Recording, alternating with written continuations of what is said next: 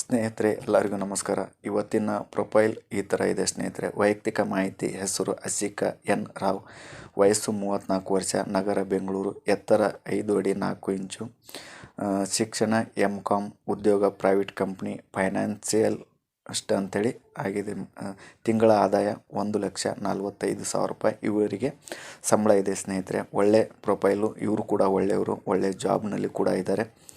ಇವರ ಮುಂದಿನ ಒಂದು ಕಥೆಯನ್ನು ಆಗಲಿ, ಇವರ ಮುಂದಿನ ಒಂದು ಪ್ರೊಫೈಲ್ ಬಗ್ಗೆ ನಾನು ನಿಮಗೆ ತಿಳಿಸ್ತಾ ಹೋಗ್ತೀನಿ ಸ್ನೇಹಿತರೆ.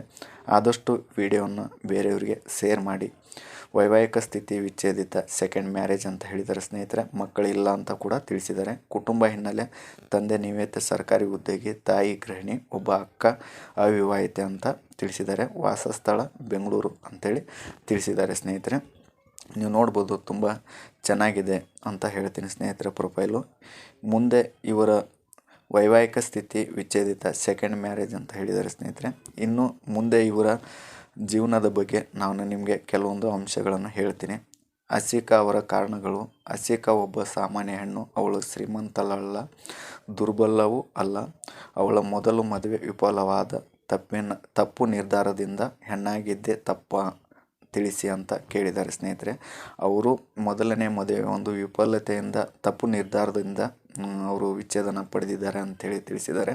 ಅವರು ಕೇಳಿರುವಂಥ ಪ್ರಶ್ನೆ ಏನಪ್ಪ ಅಂದರೆ, ನಾನು ಹೆಣ್ಣಾಗಿರುವುದೇ ತಪ್ಪ ಅನ್ನುವಂಥ ಒಂದು ಪ್ರಶ್ನೆಯನ್ನು ಕೇಳಿದ್ದಾರೆ ಸ್ನೇಹಿತರೆ.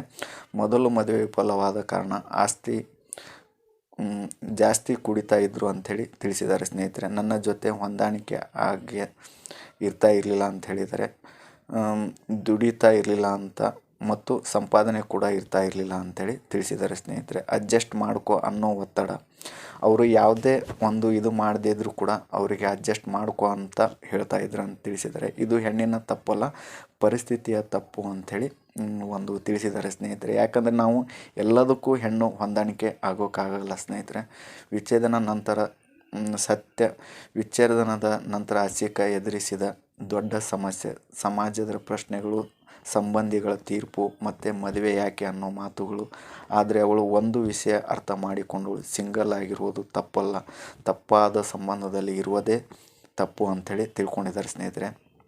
ಯಾಕಂದರೆ ವಿಚ್ಛೇದನದ ನಂತರದ ಸತ್ಯಗಳು ಅಂದರೆ ಇದೆ ಸ್ನೇಹಿತರೆ. ಯಾಕಂದರೆ ತಪ್ಪಾಗಿರುವಂಥ ಸಂಬಂಧದಲ್ಲಿ ನಾವು ಇದ್ದರೂ ಅಥವಾ ಇಲ್ಲದೇ ಇದ್ದರೂ ಸಮಾಜ ನಮಗೆ ತಪ್ಪಾಗಿರುವಂಥ ತೀರ್ಪನ್ನೇ ಕೊಡುತ್ತೆ. ತಪ್ಪಾದ ದೃಷ್ಟಿಯಿಂದನೇ ಒಂದು ಹೆಣ್ಣನ್ನು ನೋಡ್ತಾರೆ ಅಂಥೇಳಿ ಅವರು ತಿಳಿಸಿದ್ದಾರೆ ಸ್ನೇಹಿತರೆ. ಎರಡನೇ ಮದುವೆ ಸೋಲಿನ ಸಂಕೇತ ಅಲ್ಲ, ಕ್ಯಾರೆಕ್ಟರ್ ಸರ್ಟಿಫಿಕೇಟ್ ಅಲ್ಲ, ಕಾಂಪ್ರಮೈಸ್ ಅಗ್ರಿಮೆಂಟ್ ಅಲ್ಲ, ಅದು ಅವರ ಸ್ವಂತ ಡಿಸಿಷನ್, ಅದು ಅವರ ವೈಯಕ್ತಿಕ ನಿರ್ಧಾರ ಅಂತೇಳಿ ತಿಳಿಸಿದ್ದಾರೆ ಸ್ನೇಹಿತರೆ. ಯಾವುದೇ ಆಗಲಿ, ಒಂದು ಹೆಣ್ಣಿಗೆ ತಾನು ಯಾವ ಥರ ಇರಬೇಕು, ಯಾವ ಥರ ಬದುಕಬೇಕು ಅನ್ನುವಂಥ ಡಿಸಿಷನನ್ನು ತಗೊಳ್ಳುವಂಥ ಹಕ್ಕು ಅವರು ಕೂಡ ಇದೆ ಸ್ನೇಹಿತರೆ. ಯಾಕಂದರೆ ಅವರು ವಿಚ್ಛೇದನ ಆಗಲಿ, ವಿಧವೆನೇ ಆಗಲಿ, ಅವರು ಮುಂದಿನ ನಿರ್ಧಾರ, ಅವರನ್ನು ಕೊನೆ ತನಕ ನೋಡಿಕೊಳ್ಳುವಂಥ ಒಂದು ನಿರ್ಧಾರ ಅವರಿಗೆ ತಗೊಳ್ಳುವಂಥ ಒಂದು ಹಕ್ಕಿದೆ ಸ್ನೇಹಿತರೆ. ಎರಡನೇ ಮದುವೆ ಸೋಲಿನ ಸಂಕೇತ ಅಲ್ಲ,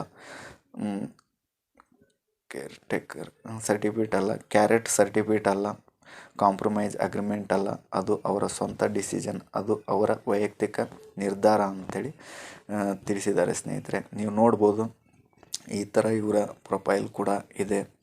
ಯಾಕಂದರೆ ಈ ಪ್ರತಿಯೊಂದು ಹೆಣ್ಣು ಸಮಾಜದಲ್ಲಿ ಎದುರಿಸ್ತಾ ಇರುವಂಥ ಒಂದು ಪ್ರಶ್ನೆ ಸ್ನೇಹಿತರೆ ಇದು. ಯಾಕಂದರೆ ಅವರಿಗೆ ತುಂಬ ತೊಂದರೆಗಳು ಅನುಭವಿಸ್ತಾ ಇದ್ದಾರೆ ಜನ. ಅವರು ಯಾವ ಥರ ಇದ್ದರೂ ಕೂಡ ಅವರನ್ನು ಆಡಿಕೊಳ್ಳುವುದನ್ನು ಬಿಡೋದಿಲ್ಲ ಸ್ನೇಹಿತರೆ. ಇದು ಮದುವೆ ಜಾಹೀರಾತು ಅಲ್ಲ, ಇದು ಸಮಾಜಕ್ಕೆ ಕೇಳುವ ಪ್ರಶ್ನೆ. ಒಬ್ಬ ಹೆಣ್ಣು ಮತ್ತೆ ಬದುಕಲು ತೀರ್ಮಾನ ಮಾಡಿದರೆ ಅದನ್ನು ಯಾಕೆ ತಪ್ಪು ಅಂತ ಕರೆಯಬೇಕು ಅನ್ನುವಂಥ ಒಂದು ಪ್ರಶ್ನೆ ಸ್ನೇಹಿತರೆ. ಅವರು ಯಾವ ಥರ ಅವರು ಮತ್ತೆ ಅವರ ಜೀವನದಲ್ಲಿ ಸ್ವತಂತ್ರವಾಗಿ ಬದುಕಬೇಕಂದ್ರೆ ಸಮಾಜ ಪ್ರಶ್ನೆ ಕೇಳುತ್ತೆ ಸ್ನೇಹಿತರೆ. ದಯವಿಟ್ಟು ಆ ಥರ ತೀರ್ಮಾನವನ್ನು ನಾವು ತೆಗೆದುಕೊಳ್ಳಬಾರ್ದು. ಯಾಕಂದರೆ ಅವ್ರಿಗೂ ನಮ್ಮ ಸಮಾಜದಲ್ಲಿ ಬದುಕಲು ಹಕ್ಕಿದೆ ಅಂತ ನಾನು ಹೇಳ್ತೀನಿ ಸ್ನೇಹಿತರೆ. ಈ ಪ್ರೊಫೈಲ್ ನಿಮಗೆ ಇಷ್ಟವಾದರೆ ಶೇರ್ ಮಾಡಿ ಮತ್ತು ನಿಮ್ಮ ಅನಿಸಿಕೆ ಕಮೆಂಟ್ ಮುಖಾಂತರ ತಿಳಿಸಿ ಅಂತ ಹೇಳ್ತೀನಿ. ಆದಷ್ಟು ಈ ವಿಡಿಯೋನ ಬೇರೆಯವರಿಗೆ ಶೇರ್ ಮಾಡಿ, ಮತ್ತು ಈ ಥರ ವಿಡಿಯೋನು ನಮ್ಮ ಚಾನಲನ್ನು ಸಬ್ಸ್ಕ್ರೈಬ್ ಮಾಡ್ಕೊಳ್ಳಿ ಸ್ನೇಹಿತರೆ. ಯಾಕಂದರೆ ನಾನು ಇದರಲ್ಲಿ ಯಾವುದೇ ತಪ್ಪಿದ್ದರೆ ನನಗೆ ಕ್ಷಮೆ ಇರಲಿ ಅಂತ ಕೇಳ್ತೀನಿ ಸ್ನೇಹಿತರೆ. ಯಾಕಂದರೆ ತುಂಬ ತಪ್ಪುಗಳು ಹೆಣ್ಣಿಂದಾಗಲಿ ಗಂಡಿಂದಾಗಲಿ ನಡೆಯುತ್ತೆ. ಅದನ್ನು ತಡೆಯೋದೇ ನಮ್ಮ